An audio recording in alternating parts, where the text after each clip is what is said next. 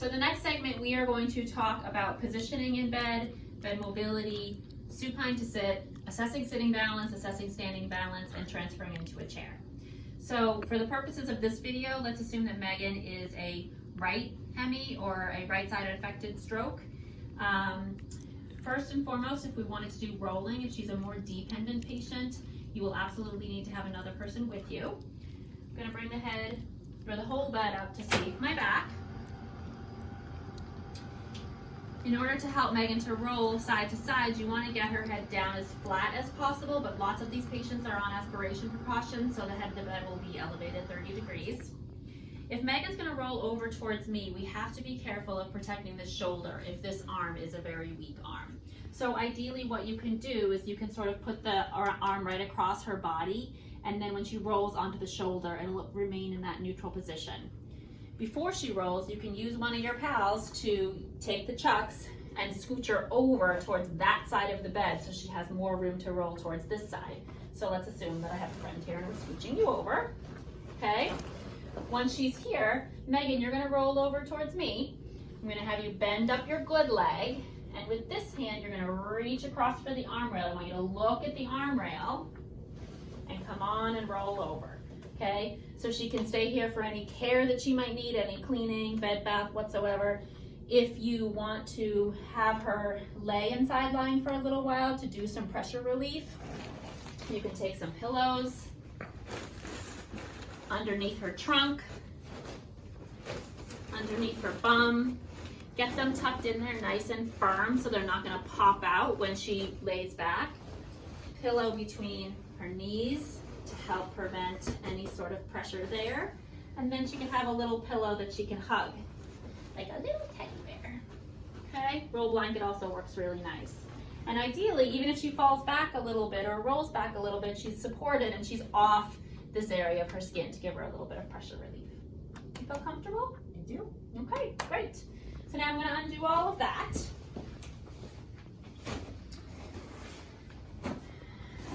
And I'm going to have you come on to your back. If we're going to the other side, to her unaffected side, you don't have to worry about the positioning of this shoulder, but the thing you do oftentimes have to worry about is if I ask Megan to roll, lots of times you'll see people leave that affected arm and the affected leg behind. So pretend like you don't have good control over the right side of your body and you want it to roll. So this is awful, right? We don't like this. So come on back. So what I'm going to do again is I'm going to use my pal to help scooch her over to give her some room to this side. When she comes over, I'm going to help and I'm going to say try to lift that arm up and bring it across your body. And you can even use your good arm to help it. I want you to hold on to that. Oh, hi Siri. Now I want you to come on and roll over onto your side. Good. And then we would position her on her side the same way.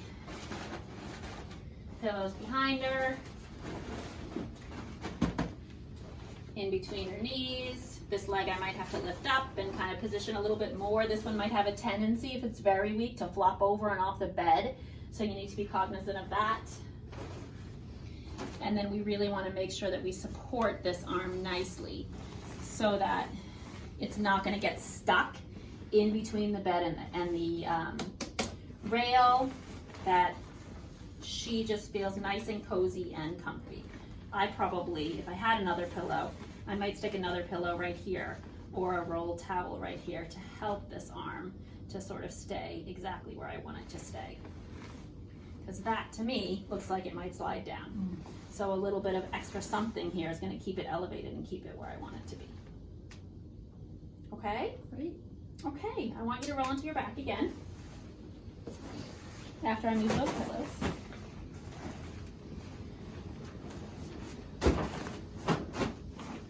So now we're going to talk about getting Megan up into sitting and transferring into a chair.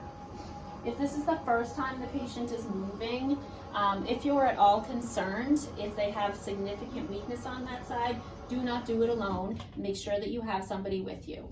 If they don't have a PT consult, get one. If they're, more of like a TIA or a person whose symptoms have resolved, then you can feel empowered to get them up and move them by yourself. But if there's any concern, just always ask for a second set of hands. it's great before you get somebody up to think about setting up the room. So have a chair alarm. If you think you're gonna need it, get yourself all ready. The closer the chair is to the bed, the easier it will be for the patient to just scooch over. Commode transfers would be the same type of setup. For stroke patients who have an arm that is very weak, if they don't have a grasp or they don't have good control over that arm, they won't be able to use a walker. If they do, and they have some, you can always have a walker around just to give yourself a little extra support if you feel like you might need it. Gait belts are also another great thing to have on hand. They're really great for helping you keep a patient upright when they might be a little bit off balance.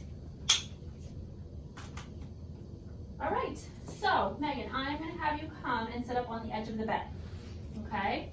So the first thing I'm gonna do is have you roll towards me. So I need you to hold on to your arm. You're gonna lift this leg up. You're gonna roll towards me. Great job. Now, once Megan's here on her side, what I'm gonna do is I'm gonna slip my hand right underneath her shoulder and I'm gonna kind of hold her back or her scapula. Gives me a really nice place to hang on to. I don't wanna pull on her neck. And then I'm gonna help with her legs to kind of push them off the bed. If you have somebody else behind you, then they can also help with that upward motion. So I'm gonna hold her right on her shoulder. I'm gonna help you to slip your legs off the bed. And then I'm gonna hold right here on her pelvis. So that way when I push down on her pelvis and push up on her shoulder blade, she's gonna come right up. It's harder to come to sitting on her affected side because she's not gonna get a lot of muscular contraction here to help with that upward motion. Whereas if we did it the other way, she could help a little bit easier, but still, either way is fine. So now that she's up, I am gonna stay on her affected side. I am not gonna take my hands off of her until I know that she is safe to sit. If she leans, she's probably gonna lean towards her affected side. She might also lean backwards, which is why it's really nice to have a friend behind so that you don't have to strain your back if she does start to lean backwards. I wanna try to get her feet down flat on the floor. Lots of times what you'll see, if I ask Megan to scooch forward a little bit, they'll only scooch one side. So then you might need to help a little bit. We need to do this side forward. I'm gonna help you. And if I have her lean over towards her unaffected side, then I can use the chucks to help to bring her butt forward. Okay? So once her feet are settled on the floor, then we can really check out her sitting balance. See how she does, see if she's leaning. If she's leaning, if she's falling over, if I'm having to hold her up, then getting into a chair isn't gonna happen. This is all we're gonna do. If she's sitting here, straight, she looks okay, she's maintaining her balance, she's taking weight through her legs, then we can think about doing a stand or even a transfer over to the chair. I'm probably gonna wanna check a blood pressure if it's her first couple of times up, and then we'll be good to go. If this arm is very weak, you're going to want to give it some support when she stands up. A nice place to hold is that with the hand just like this, and then sort of underneath the elbow. So you're cradling the arm. This arm, if it's weak, tends to be very heavy, and it really pulls on their shoulder and can cause a lot of pain. The shoulder can actually start to sublux or dislocate a little bit. So if we can give it some support, it'll be more comfortable for the patient and then more beneficial in the long run. Okay, when we go and stand up, I'm just gonna have you lean forward and stand up, Megan, if you can. Great job, okay? So now that she's here, that she's up, I'm just going to be assessing her standing balance. Lots of time, if there's weakness in this leg, she'll be leaning towards me. So that's why I'm on her affected side so that I can help her. How are you feeling? Good. Are you dizzy? No. Good. So we're going to stand here for a minute or two. We're going to check it all out. I have really good control of her. I need to make sure that her knee isn't going to buckle. That can happen. So lots of times what I'll do is I'll put my foot right in front of their foot and then my knee right in front of her knee. So if she starts to buckle, I can catch her. Okay? Versus, don't fall all the way, but buckle a little bit. That's really hard. right? So this way, it's nice and easy. I have her. I know exactly what's gonna happen. And then I can say, sit down, and then we can just sit right back down again. And I kind of know, like, this probably isn't the safest thing for us to try right now. But let's imagine that she stands up and everything looks good. Her legs are holding her, blood pressure is stable, she's not showing any signs of stress or any significant signs of weakness. I'm gonna have you take a couple of marches there, Megan. See how that feels. Good. So oftentimes, again, what you might feel is you might feel them leaning on you on that affected side a little bit more if it's a little bit weaker. Okay, you can stop. And now I'm gonna have you come sit in the chair. I've already set up the chair, so it's already right there for me, or the commode. It's going to be easiest to transfer towards the strong side. So here she is. I'm going to have you reach your hand right here and come on and sit down. Beautiful. Nice job. Great. So now Megan's here in the chair, right? I'm not going to leave her alone here in the chair if it's her first time getting up. I'm going to still be talking to her a little bit. It might be time for me to give meds. I'm probably going to see if she needs any sort of positioning. I'm going to look to see if she is leaning towards one side, if her affected arm is in a position that I need to help her. And right here you can see how it's hanging off. So I'm going to help you to bring this arm up into a little bit of a better place that's more comfortable for you. Ideally, if you can get something under the shoulder and then under the hand, it'll keep her nice and comfortable.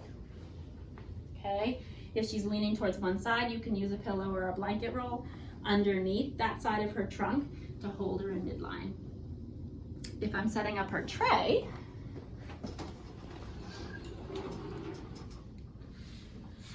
for lunch,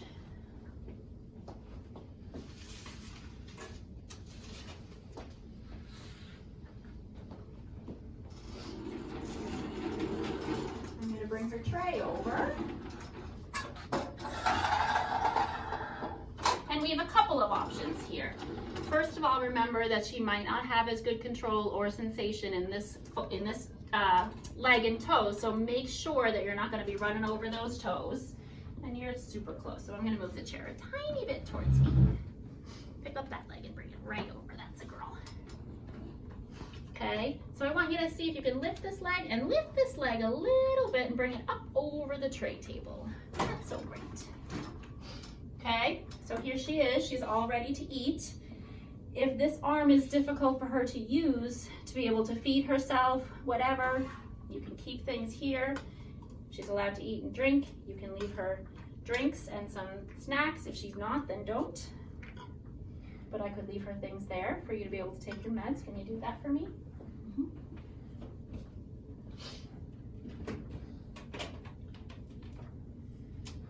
And then, assuming she's stable, assuming she looks like she's going to be able to sit up, my chair alarm is on. She looks good, strong, ready to sit there. I can kind of keep half an eye on her as I'm going about my day. It's okay to leave her sitting here, but I'm going to leave her call bell at a place where she can reach it if she needs it and make sure that she knows how to use it. So Megan, if you need anything at all, I want you to give me a call. Okay? Do you know how to call me? Right here. Exactly. Show me that you can push it. Thank you. Perfect. Okay? You want to watch TV? No, I'm all set. Okay. So I'm going to leave that right there for her. What else? That's it. Okay, I think that's it for this